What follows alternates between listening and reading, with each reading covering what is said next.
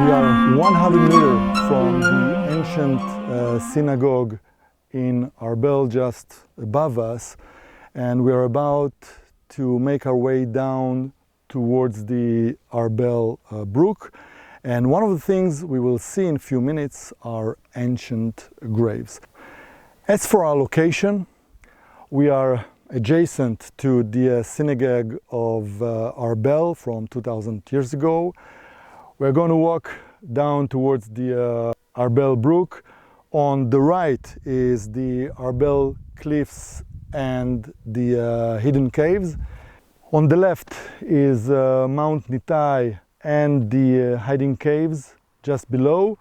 About 1.5 kilometers from here on the left side, just opposite, and you see the Bedouin village Wadi Hammam, there is an ancient Jewish village that we do not know for certain its name. And the interesting part is that there is a lot of similarity between those two villages, meaning Arbel and the ancient village that right now we'll call it also Wadi Hammam.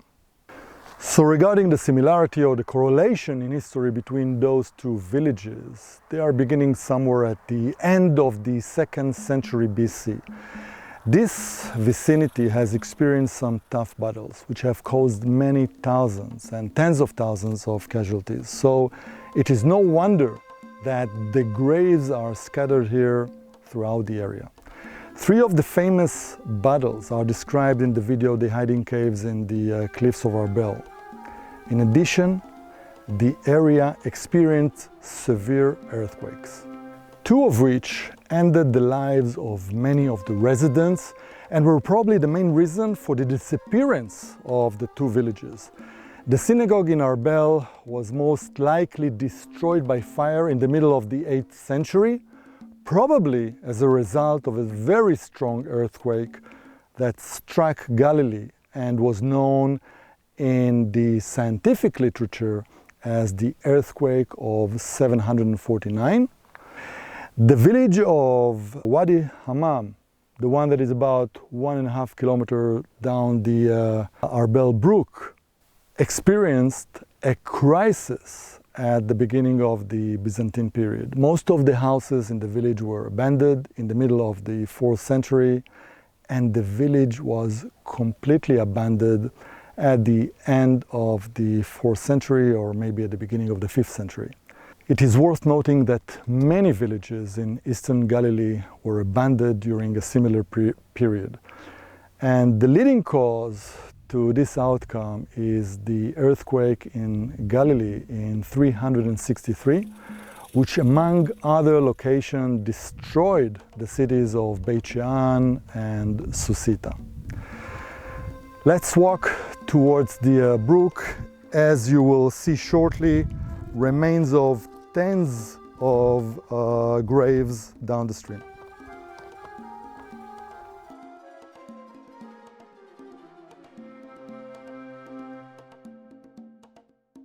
If we look at the types of graves common in the country during the Roman period, then most of them are derivatives of a cist grave. For example, a cist grave without a cover, a grave with a cover of one type or another of a stone, a cist grave built on the ground. Another type of cist grave found here is rock-hewn cist grave. Before we further elaborate on the grave here, when talking about burial mainly in the late 2nd Temple period, there are 2 important terms to know. The first is sarcophagus, a word that originated in Greek and means meat eater. It is a stone container that is usually made of hard limestone and serves as a coffin. At many sites in Israel, the burial was done in sarcophagi. It is possible that burial in the sarcophagus testified to the high socioeconomic status of the deceased. What about wooden coffins? So, such have not been preserved, but there is indirect evidence for their existence. Numerous nails and large bronze rings were found that could indicate burial in wooden coffins. It appears to have been an initial burial, and the wooden coffins were inserted into cist graves. The use of wooden coffins is known from several sites in Israel dating to the Roman period.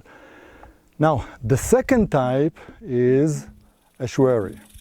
It is a small box made of pottery or stone that was used for secondary burial with the purpose to serve as the last resting place of the remains of the human skeleton. In the first century, the use of ossuaries by Jews in the land of Israel was widely used as a means of a secondary burial. The body was first buried in a temporary cave. Then, after approximately a year, when the body became a skeleton, its bones were collected and inserted into an ossuary. The minimum size of the ossuary should have been the longest bone length. Now, many Jewish sources teach that the secondary burial was very popular in the late Second Temple period and was called bone collecting, and I only mention this as it is different from the practice in the First Temple period when the bones were collected and then placed in a room which contained the bones of the departed ancestors, which is the origin of biblical terms such as gathered up to his ancestors or lay with his ancestors, and there are few other similar terms. The practice of collecting the bones stemmed from technical and economic motives such as freeing burial space, but also from religious motive, as I previously explained. The collection of bones in ossuaries was due to several reasons, where probably the leading reason is the belief in the resurrection and the desire to keep human bones together in one place, which started to become popular during the Second Temple period.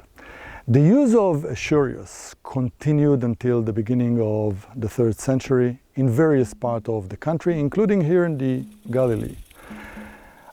And this is in high correlation with places that had a high concentration of Jewish population.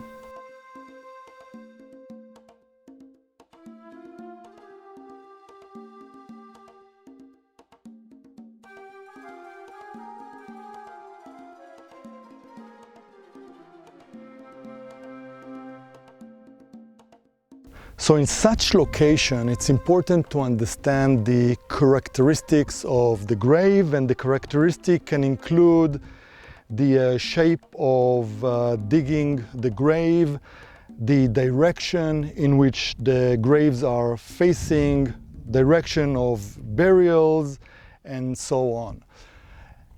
Those characteristics are essential to understanding society and its perception of death, as well as understanding whether there was a standard. For the construction of the graves, a standard in burial can stem from tradition or existence of an entity that regularly handles burial and in maintenance of burial site. So let's take a closer look at the cist graves here and their characteristics. So first of all, their shape is rectangular. We also see that one part is circled and one is a straight line. It looks as the circle was a place for the head, and that is facing, in this case, more or less towards east. You can also see that the sizes vary. You have, I would say, relatively standard size, but once in a while you see some very small graves.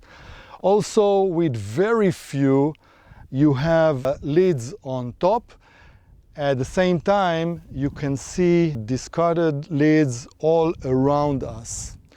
So a lot of variety in this field of graves. I recommend a very nice and easy walk from here, meaning coming down from the Arbel synagogue, walking east towards Galilee Sea, walking alongside the Arbel Brook until the synagogue of Wadi Hammam. So we reached the end of this video, and as always, we will end with a trivia question. So located in Galilee, there is a famous archaeological site, famous for its necropolis, which in ancient Greek means city of the dead. What is the name of the site? The answer will appear in 5 seconds.